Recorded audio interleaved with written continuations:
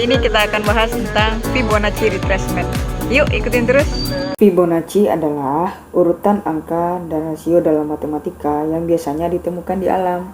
Nah, ternyata bisa dipakai dalam analisa teknikal saham. Angkanya ini 0, 1, 1, 2, 3, 5, 8, 13, 21, 34, 55, 49, dan 144. Tiap angka di sini adalah penjumlahan dari angka sebelumnya. Nah, seperti 1 tambah 1, 1 tambah 2, hingga seterusnya. Dari angka ini akan ada rasio yang konsisten muncul, dan yang penting yaitu 0,618 yang biasanya muncul saat kita membagi suatu angka dengan angka setelahnya. Dan juga ada 0,382 yang biasanya muncul di saat kita membagi sebuah angka dengan angka setelahnya langkah 1. Ingat-ingat dua angka ini ya guys. Nah, sekarang kita bahas retracement. Apa sih retracement? Retracement itu adalah koreksi sementara market yang sedang ada uptrend. Uptrend itu terjadi saat ada terbentuknya higher high dan higher low. Nah, retracement saat uptrend adalah koreksi harga yang terjadi setelah adanya higher high. Kita contohkan di saham BBCA. Dari dahulu, tren saham BBCA naik. Namun tidak mungkin kan saham BCA ini naik terus tanpa henti. Pasti ada kondisi di mana seperti ini. Nah, inilah yang kita sebut retracement. Nah, gimana sih caranya buat narik garis Fibonacci?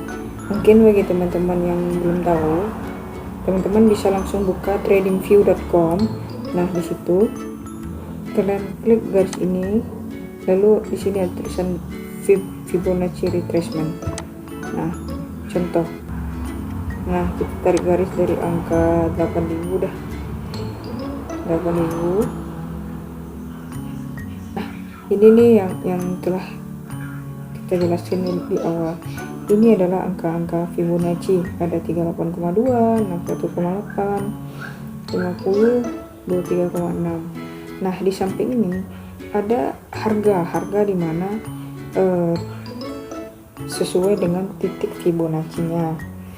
Nah, sekarang kita aplikasikan ke chart ya. Nah, gimana sih caranya buat narik garis Fibonacci? Mungkin bagi teman-teman yang belum tahu, teman-teman bisa langsung buka tradingview.com. Sekarang kita aplikasikan ke chart ya.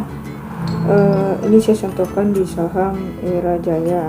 Nah, tips untuk menarik garis Fibonacci.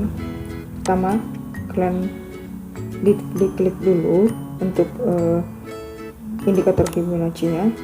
Jadi mulai tarik itu dari swing low, jadi yang di bawah ya teman-teman, tapi membentuk huruf V gini.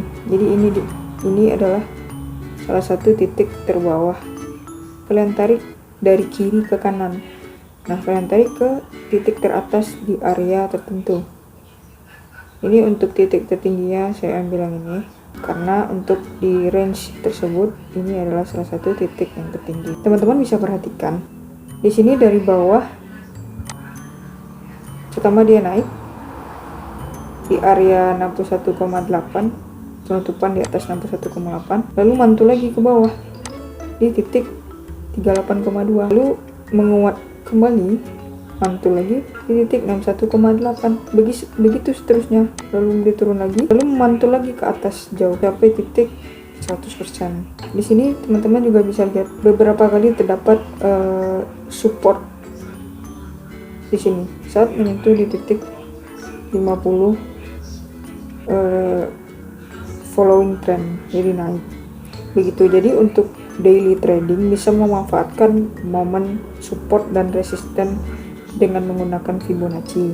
Bisa teman-teman lihat di titik 38,2 ini memang terdapat support yang cukup kuat, terjadi pemantulan di titik 1, 2 kali pemantulan. Dan juga di sini di titik 50 juga terjadi pemantulan. Nah, di sini di titik 100% juga terjadi pemantulan. Ada yang bisa menembus, ada yang mantul lagi ke bawah. Nah, berarti ini termasuk valid ya. Ini bisa kita katakan valid. Tips Fibonacci yang pertama yaitu kuasai konsep support dan resisten.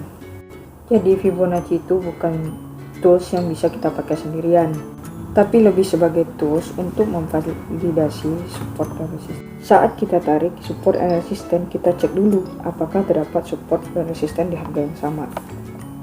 Selanjutnya, coba kombinasikan Fibonacci dengan analisa teknikal yang lain. Jadi kesimpulannya, Fibonacci adalah angka dan rasio yang sering ditemukan di alam dan dapat digunakan untuk analisa teknikal. Retracement adalah koreksi pada saat adanya tren, dan kita bisa jadikan kesempatan untuk membeli saham di harga yang lebih rendah.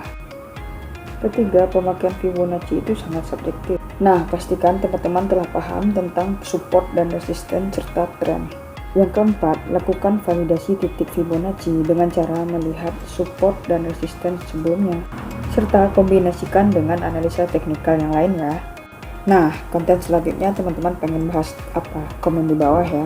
Thank you.